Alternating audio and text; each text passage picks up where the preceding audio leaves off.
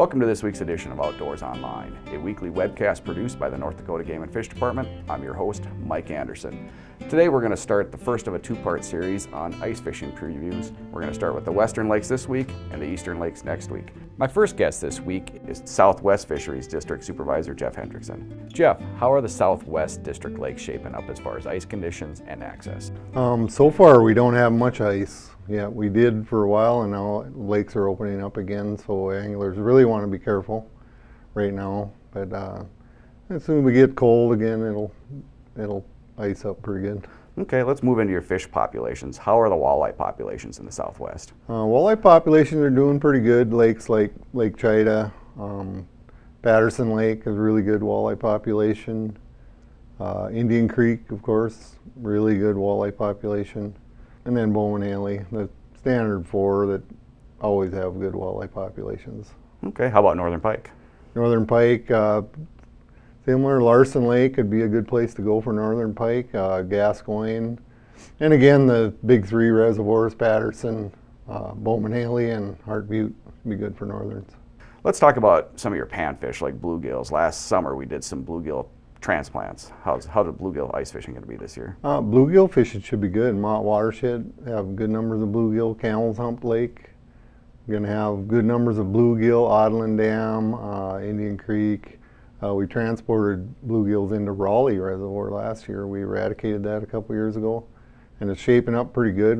Right now it's actually got good fishable populations of yellow perch, bluegill, and walleye. Okay, speaking of yellow perch, how about some yellow perch lakes?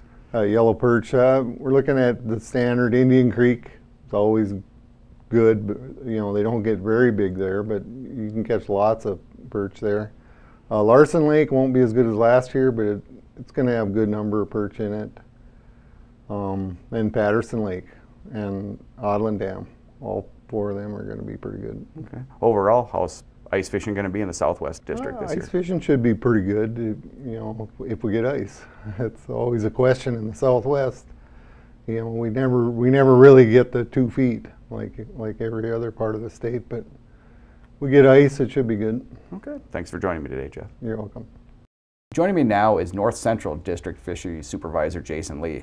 Jason, some of your lakes overlap into the eastern part of the state and the western part of the state. And you got a lot of district lakes, and you also have Lake Audubon. How are ice conditions and access shaping up so far this year? Well, they've gotten worse than they were before. They were pretty good earlier, and then we had some really warm weather and some windy days. And for example, Lake Audubon was getting some ice fishing pressure on the east end of the lake early. A bunch of people out there on 6-8 inches of ice. It warmed up. The area along the embankment completely opened up again from being froze. So some pretty sketchy conditions in some of the lakes. Yep. Okay, a little different than last year at this time. It is, yeah, a lot different. But the good news is we don't have a bunch of snow, so access down the roads to the lake should be better. Okay, I want to move into our walleye populations. Jason, how are the walleyes doing in your district? Good, good. As far as angling activity in the winter, Lake Audubon always comes to mind in the North Central District. That's our most popular walleye lake, and we did our netting survey out there this summer, and anglers can expect a good number of 14 to 19-inch walleyes this year. That's kind of what showed up in our netting, a lot of fish that size, and there's some bigger ones in there too. So. Okay, how about district lakes? Yeah, some of the other ones that showed good catches, New Johns Lake, moving up north in that Animus country, Clear Lake, Antelope Lake, both have good numbers and size of walleye. Moving up north farther into the Turtle Mountains, Lake Metagoshi was good. Okay, let's move on to your northern pike population. Sure, sure. We've got a number of good pike lakes in the district. One that typically receives a lot of activity in the winter is Buffalo Lodge Lake. Okay. Lake Metagoshi has some big northern pike in it. McCody Lake has been a good producer of pike for a number of years. And then up north of Turtle Lake, Long Lake and Crooked Lake both are doing well for northern pike right now. Okay, and let's move on to panfish. Sure, sure. Lake Metagoshi for bluegill is one that is always popular in the North Central District. The bluegill continue to do really well in there. They're abundant. There's some nice sized fish. So that's one I would recommend for bluegill. Bluegill and crappie in Nelson Lake down by Center is a good spot. Okay. Harmony Lake just north of Hazen is another good spot if you want to get out and just catch some bluegills. They aren't as big as in the other lakes, but there's a good number of them. Okay, how about perch? Perch in the district, our best perch lakes are probably Clear Lake and Antelope Lake up in that Anamoose country. Another one that has a good number of perch is Makoti Lake. Okay. That'd be another one to check out. But as I'd mentioned earlier, we have some newer walleye lakes in the district. One just east of Underwood, Coal Lake. Okay. They aren't as big as our traditional walleye lakes, and they're not as deep. Sure. So there would be a higher potential for winter kill in a tough winter. But Coal Lake would be one. Scooby Lake, south of Benedict, would be another one. And then we've got a couple up south of Drake, Richard Lake and Hintz Lake are two other newer walleye lakes. Okay, so overall ice fishing in the north central part of the state should be good this year? It should be good, yeah, if the anglers can get on the ice. Okay, well thanks for joining me this week, Jason. You bet, thank you. Joining me now is Dave Frieda. Dave's in charge of the Missouri River system. Dave, a lot of your ice fishing is going to be on Lake Sakakawea, or all of your ice fishing is probably going to be on Lake Sakakawea. Last year at this time we had a lot of snow. Yeah. Lake was probably still open when we got the snow. Yep. Lake doesn't normally freeze over until early January. Usually late December to early January is pretty typical for Sakakawea to ice up. Okay.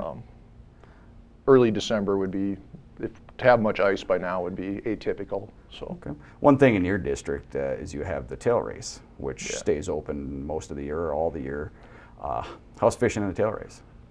This fall was actually pretty decent. The one thing about the tail race is in nice winters when we don't have the ice fishing, the access to the ice is questionable. There's always the river fishing tends to be more active because the weather's better and they can get on the water. But yeah, that's an option throughout the winter, and some winters when we get those nice breaks in the middle of the winter, it does get considerable use. Sure. Walleye fishing on Lake Sakakawea this summer was probably some of the best we've ever seen. How's that going to transcribe into winter ice fishing? Yeah, as you mentioned, last year was incredible throughout the whole season. Essentially, from spring through summer, it kept up. How it translates into winter fishing on Sakakawea, that's always up in the air. I mean, Sakakawea can be notoriously fickle in the wintertime for walleye bite. Some years, a few years ago, we had a good bite throughout the winter, but the walleye population is in phenomenal shape. Again, last summer, by the end of July, when we completed our standard adult survey, our walleye abundance set another record, high abundance since the reservoir was went in. So we have very high abundance of walleyes and lots of fish from 15 to 22 inch range. Okay. With some bigger ones and smaller ones also, but there's a lot of fish in that 15 to 22 inch range. Okay. A lot of people target northern pike on Lake Sakakawea in the wintertime. Yep. Last winter was a little bit slower on pike. The winter before was pretty good. Again, some of that was access, cold weather, and spearing has been pretty popular, especially on the east end the last few years.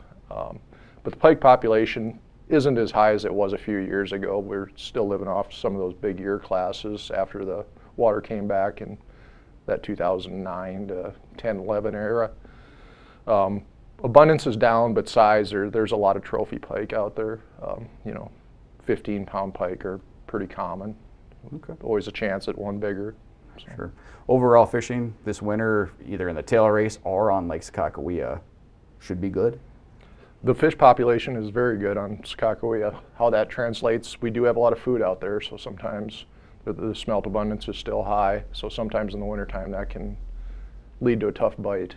The fish really aren't that hungry. A lot of good information, Dave. Thanks for joining me today.